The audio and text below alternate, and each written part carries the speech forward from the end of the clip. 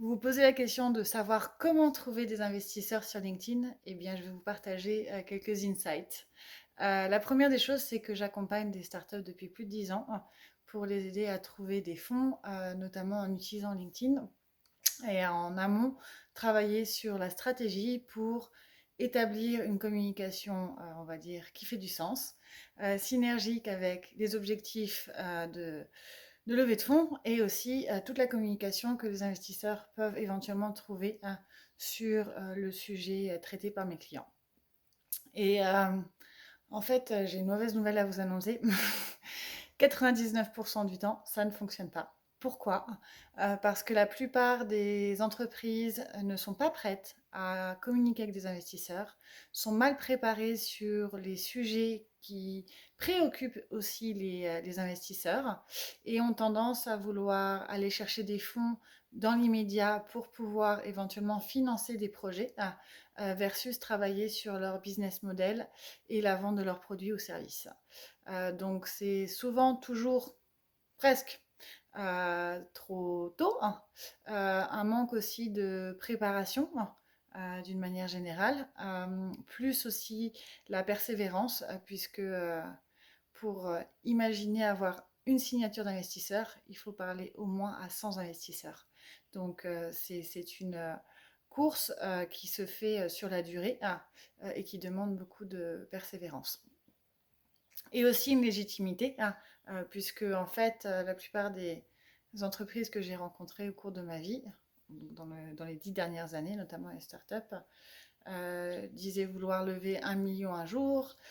Le lendemain, c'était 500 000 euros, ou chercher encore à éventuellement se placer auprès d'investisseurs sans même savoir quelle était la thèse d'investissement de l'investisseur. Autre chose aussi, quand on veut se lancer sur le sujet de la levée de fonds et qu'on commence à parler d'aller chercher des business angels ou des VC, il faut vraiment s'éduquer soi-même sur la partie wording, comprendre aussi quelles sont les stratégies en fonction donc, du type d'investisseur qu'on veut solliciter. Un business angel le fera parce que la plupart du temps, il est déjà impliqué dans des clubs, il a l'habitude de regarder et d'écouter des projets qui sont présentés, mais il discute aussi beaucoup avec les autres investisseurs de son club pour prendre une décision. Donc, il n'est pas, on va dire, cavalier et ne cherche pas non plus à prendre des risques de dingue en misant tout son argent sur un projet. Donc, le business angel va plutôt être à se dire, bon, bah, j'investis sur 10 projets cette année éventuellement et je vais mettre un ticket peut-être entre 2 000 et 5 000 euros pour chaque projet.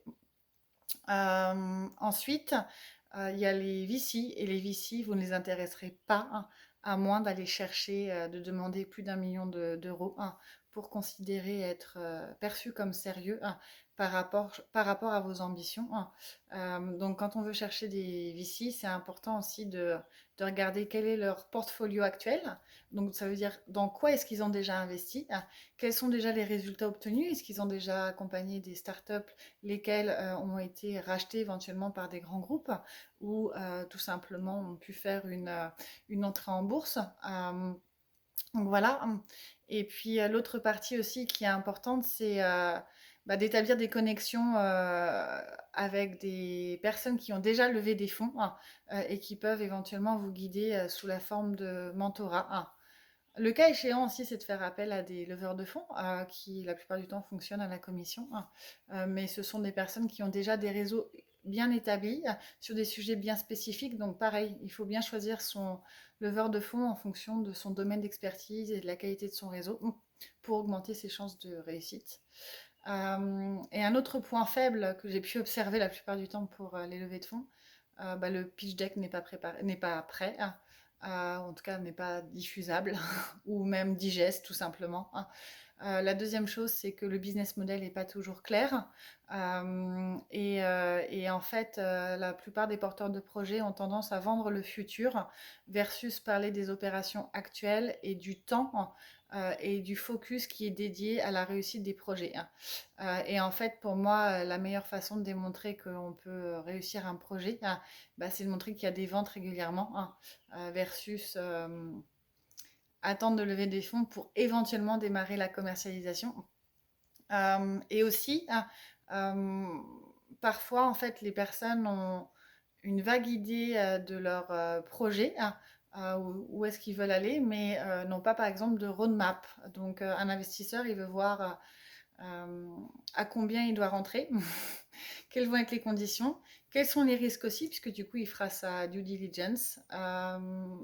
Et aussi, il veut pouvoir envisager un plan de sortie à une date plus ou moins précise, mais du coup, voilà, si vous cherchez des petits investisseurs, sans les dévaloriser évidemment, ils vont sortir peut-être après 2 ou 3 ans, hein. Un VC, il sera engagé sur 5 ou 10 ans, c'est pas la même histoire. Euh, donc voilà, et le VC, quand il met de l'argent, il sait que potentiellement il peut faire une bonne plus-value. Et là, on est autour de x5. Donc sur les investissements qui ont déjà été réalisés. Voilà. Ensuite, un autre point important, c'est la valorisation de l'entreprise avant. Donc avant la levée de fonds et la valorisation une fois que la levée de fonds aura été faite. Donc ça, c'est des notions aussi qui peuvent être discutées avec des comptables ou des avocats éventuellement. Des personnes qui ont l'habitude aussi d'accompagner les entrepreneurs sur ces sujets-là. Et valoriser aussi les assets disponibles, notamment avec le dépôt de brevets, donc votre chiffre d'affaires, si vous en avez déjà fait, et puis le matériel que vous utilisez déjà au sein de votre entreprise, qui peut être perçu comme une valeur et une sorte de garantie que vous pourriez opérationnaliser correctement et exécuter votre plan après la levée de fonds. Voilà, c'est tout. J'espère avoir répondu à vos questions. Et quand même un dernier point important aussi, j'insiste sur le point important.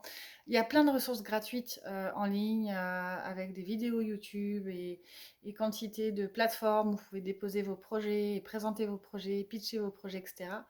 Pour moi, ça vaut la peine d'être fait quand on a les ressources en interne qui peuvent travailler, par exemple, sur la création d'une campagne sur un site, sur une plateforme de crowdfunding, mais c'est beaucoup de boulot. Par contre, si vous êtes sûr de votre coût, que vous connaissez bien votre marché, que vous connaissez bien les industries qui sont connectées sur votre marché, et que vous avez une idée claire de qu'est-ce que vous allez faire avec les fonds et pour quels résultats, perdez pas de temps à vous enregistrer sur des plateformes, contactez directement les bons investisseurs. Donc je prends un exemple tout bête, hein. Si vous vendez une nouvelle marque de chocolat vegan par exemple, allez chercher des personnes qui sont déjà dans cette industrie puisqu'elles comprendront les enjeux de cette industrie. Et l'avantage, c'est que si vous avez des investisseurs qui sont actifs, ils vont vous donner des bons conseils et pas seulement que de l'argent aussi, mais aussi vous donner accès à leur réseau. Donc ça peut être intéressant et un vrai shortcut. Je vous dis à très vite.